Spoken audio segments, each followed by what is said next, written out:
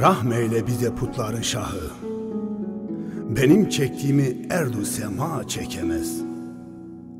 Zalimin zulmü, mazlumun ahı, azim olan aşka hala çekemez. İnayet eyle şahım geldi zamanı, hoş merhem bağla bu derdi nihanı.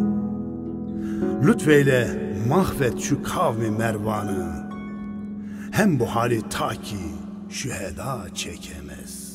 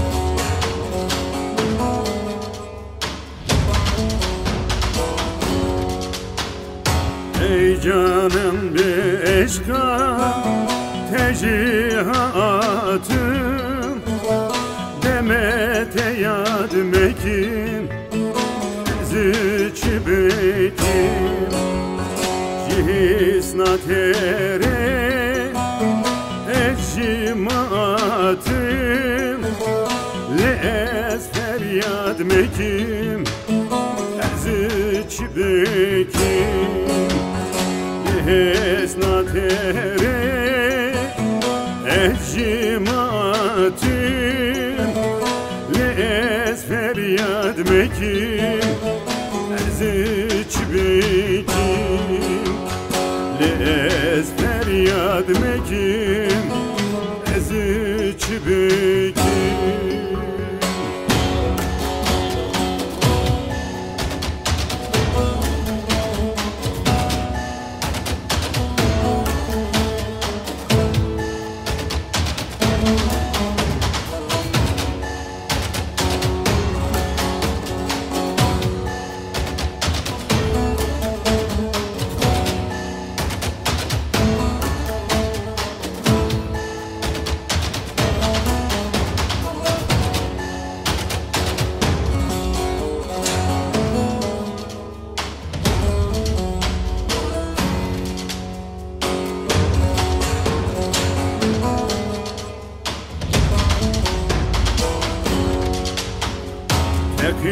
Ekibere yarateye dijmene ahya yarateye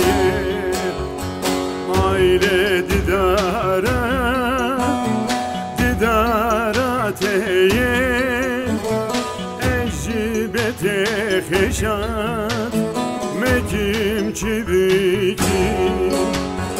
Mahile